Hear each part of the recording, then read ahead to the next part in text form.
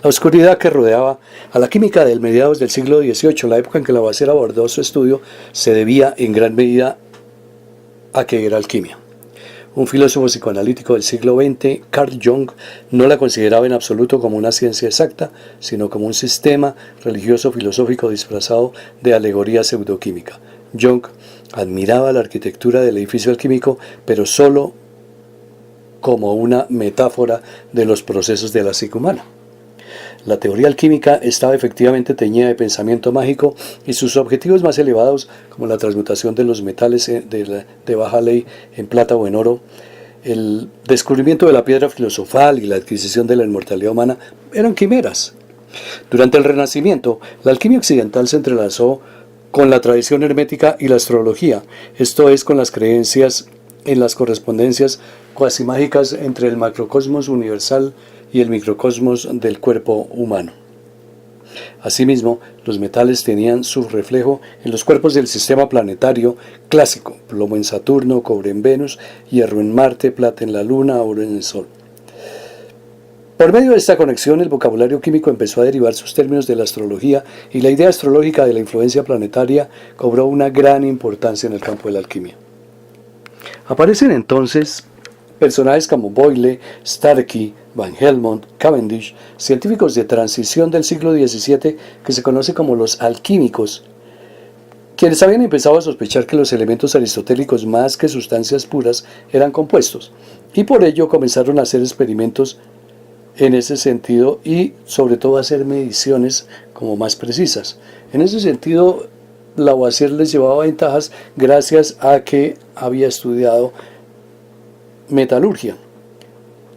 Las ventajas era que ambos empleaban hornos, crisoles, alambiques, se dedicaban al refinado y purificación de los elementos mediante la acción del fuego. Y entonces comenzó a hacer experimentos con una técnica más precisa, una medición más estricta de los cambios y en el análisis crítico de los datos. Comenzó por comprobar o descartar presunciones como que el agua se podía convertir en tierra. Para ello, hirvió agua durante 101 días en un aparato que condensaba el vapor y lo devolvía al matraz. De esta forma no se perdía sustancia alguna. Pesó el agua y el recipiente antes y después del largo periodo de ebullición. El agua no cambió de peso, apareció el sedimento, el recipiente sí perdió peso, que era el mismo del sedimento, o sea, material de vidrio atacado por el agua en ebullición. De esta forma demostró la importancia de las medidas precisas. Otros experimentos, como el calcinado, el calentar metales, adquirían más peso porque tomaban algo del aire, y de esta forma pudo establecer la ley de que la masa ni se crea ni se destruye, sencillamente cambia por otras sustancias. Descubrió que todo elemento puede existir en los tres estados: sólido, líquido o gaseoso.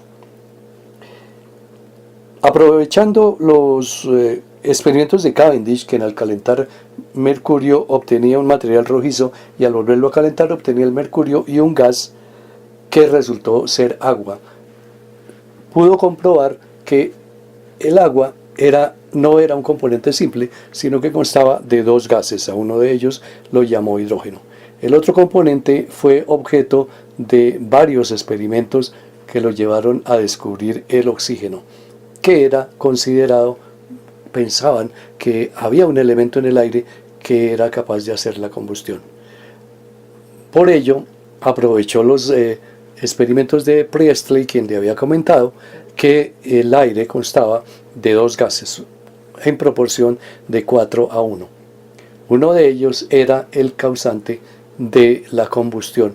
Efectivamente, igualmente sus experimentos lo llevaron a demostrar la importancia del oxígeno en la respiración. Le puso oxígeno, que quiere decir productor de ácido, aunque realmente esa propiedad le corresponde más al hidrógeno. El otro componente del aire pues es el nitrógeno. Antes de la reorganización de las definiciones y los conceptos que llevó a cabo el francés, la comunidad científica occidental se había dedicado a ponerle nombres folclóricos a los elementos: fonfolis, colcotar, mantequilla de arsénico, flores de zinc. Pues eran llamativos, pero no indicaba que hubiera ningún orden. Uno de sus mentores le había dicho: el arte de razonar no es más que un lenguaje bien dispuesto. Lavoisier hizo suyas esta idea. El francés acabaría por asumir la tarea de reordenar la química y darle nuevos nombres. Cambió el etíope marcial por óxido de hierro, o lo pimente por sulfuro arsénico. Distintos prefijos como ox y sulfo, y sufijos como uro y oso, sirvieron para organizar y catalogar los nombres incontables de los compuestos. Las nuevas teorías de Lavoisier suponen una completa racionalización de la química. Todos los misteriosos principios habían caído con ella. En el futuro solamente interesarían a los químicos los materiales que pudieran pesarse o medirse. Tras establecer esta base, Lavoisier comenzó a levantar la superestructura. Entre 1780 y 1787, y en colaboración con otros 3 químicos franceses, Guyton, Berthollet y Fourcroy, elaboraron un sistema lógico de nomenclatura que se publicó en 1787. La tabla de nomenclatura química recoge 55 elementos. Con la tabla de Lavoisier cambió radicalmente la noción de lo que era un elemento. En 1789 publica un libro, el Tratado Elemental de Química, que aporta al mundo una visión unificada del conocimiento químico en base a sus nuevas teorías y nomenclatura. Fue el primer texto moderno de química. El mismo año en que se publicó el libro de Lavoisier, triunfó la Revolución Francesa, degenerando rápidamente en los feroces excesos del terror. Lavoisier, por desgracia, tenía 5 altos puestos en relación con la monarquía, que los revolucionarios consideraban un instrumento de corrupción. Además contaba con el rencor de Marat, a quien le había negado su entrada a la Academia de Ciencias unos años antes, así que lo terminaron ejecutando en la guillotina en 1794. Uno de los más grandes químicos que jamás ha existido fue muerto innecesaria e inútilmente, en lo mejor de su vida. Bastó un instante para cercenar esa cabeza. Quizá un siglo no baste para producir otra obra igual, dijo Joseph Lagrange, un matemático.